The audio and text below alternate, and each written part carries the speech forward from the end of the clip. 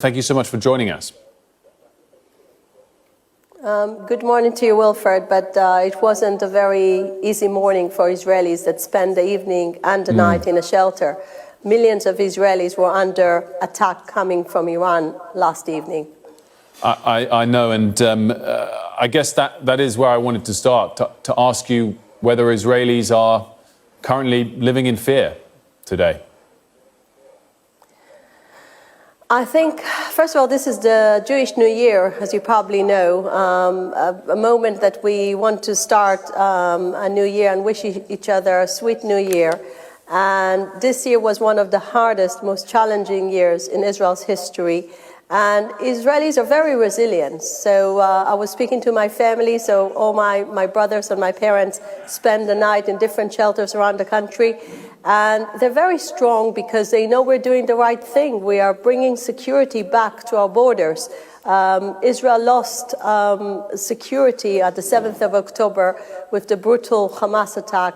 And for almost a year, 60,000 people were being evacuated from their homes in the northern border. And now it's time for us to make sure that all Israelis live in peace and to make sure Iran's proxies will be eliminated and that Iran will pay really severe price for what it did in the last, not just in the last 24 hours, but also throughout the years it's been making sure its proxies will build a fire ring around Israel of terrorism. What are the current state of your supplies when it comes to the Iron Dome and the particular missiles you need to maintain the Iron Dome? Is Israel confident it could continue to repel similar repeated attacks for days, for weeks, for months to come if it needed to?